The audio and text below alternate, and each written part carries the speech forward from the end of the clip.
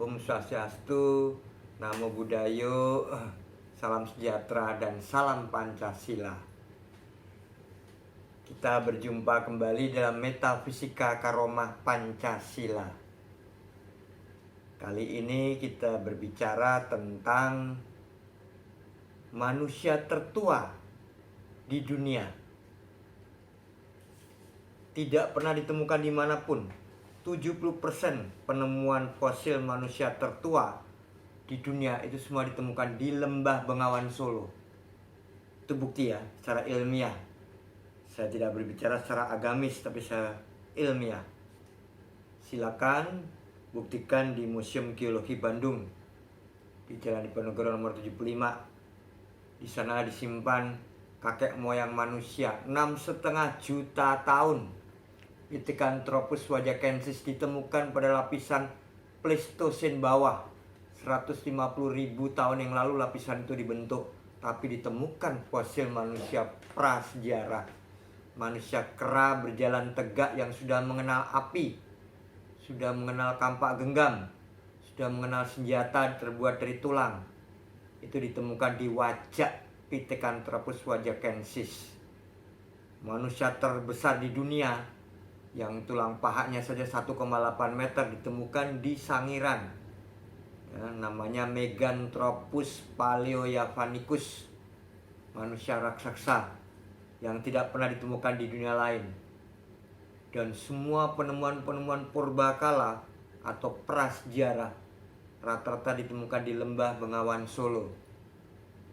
Jadi kita bandingkan sungai terpanjang di dunia, Amazon, tidak pernah ditemukan manusia tertua, tapi manusia tertua semua ditemukan di Lembah Bengawan Solo. Termasuk sisa budaya kuno.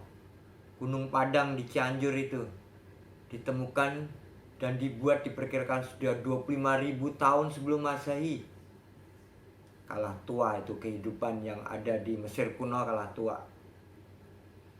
Jadi Bapak Ibu harus bangga mempunyai negara yang tertua di dunia. Baik budayanya, sisa-sisa perbakalanya tidak pernah ditemukan di negara lain. 6,5 juta tahun sebelum zaman es sudah ada kehidupan manusia prasejarah. Pithecanthropus wajakensis. Nah, itu hubungannya dengan kebudayaan tertua di dunia. Ya, jadi bukan saya mendukung teori Darwin. Justru Darwin itu mengingkari teorinya sendiri dengan teori antropologinya, namanya teori pengingkaran. Jangan sampai ditemukan budaya kuno itu di negara kulit berwarna. Ternyata tidak pernah di kulit putih pun ditemukan budaya kuno. Semua ditemukan di Lembah Bengawan Solo. Ya, masa-masa prasejarah semua ditemukan di tanah Jawa. Bukan kebetulan saya tinggal di Pulau Jawa, saya bangsa Indonesia. Tadi yang saya katakan, dalam dunia Indonesia itu letaknya di tengah-tengah Katulistiwa. Bagikan jamrut, bagikan intan permata, cincinnya adalah Katulistiwa. Dan ternyata semua ilmu-ilmu budaya tidak pernah ditemukan di Arab, tidak pernah ditemukan di Amerika, Eropa, tidak pernah ditemukan di daratan Cina. Pithecanthropus pekinensis itu hanya 1,5 juta tahun yang lalu. Kalah tua dengan Pithecanthropus wajakensis. Tidak ditemukan sisa budaya, tapi manusia wajak ditemukan budaya kampak genggam. Sudah bisa membuat api, nggak ada seekor monyet bisa membuat kampak genggam. Nah, dari sana kita bertolak ukur tentang sejarah budaya bangsa dunia, bukan hanya bangsa Indonesia.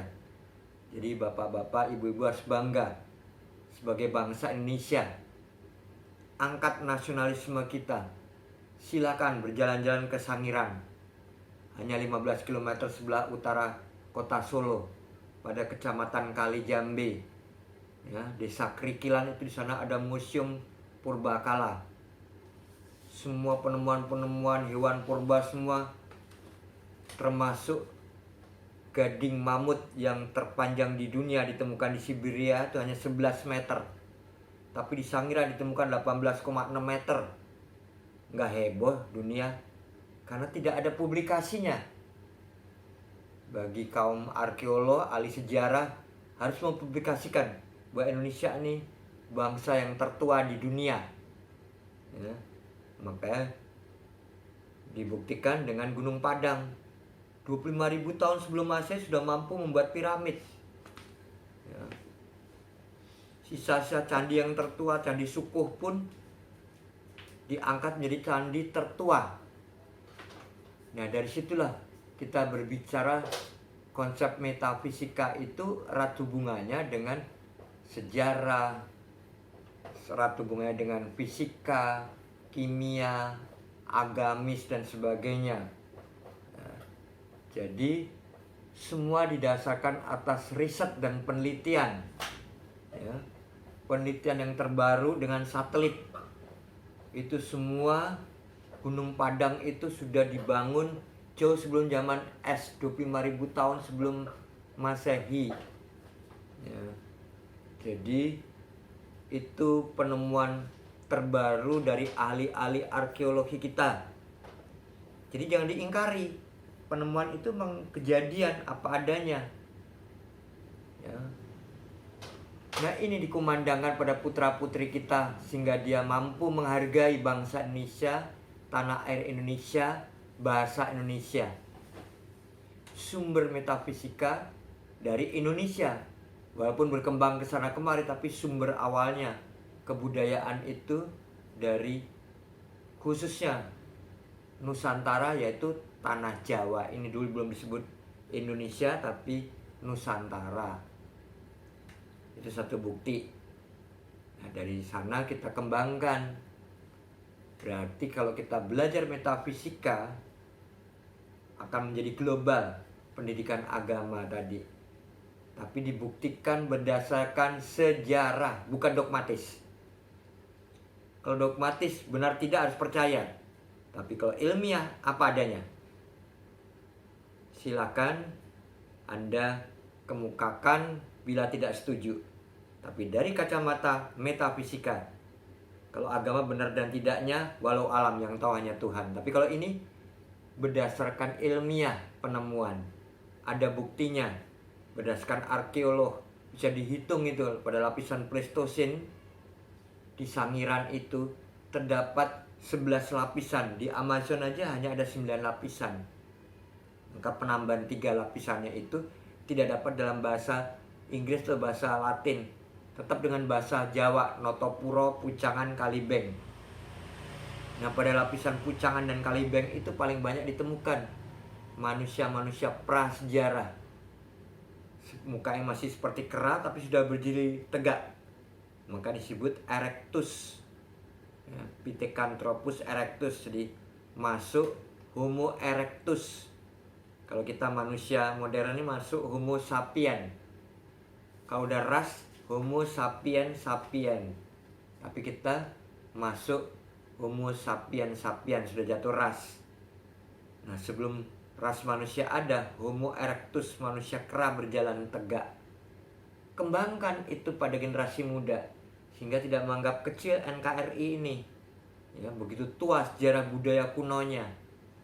Maka baru bisa diungkapkan melalui metafisika, bukan pelajaran agama ya. Tetapi dasar penemuan ilmiah tidak dapat diganggu-gugat.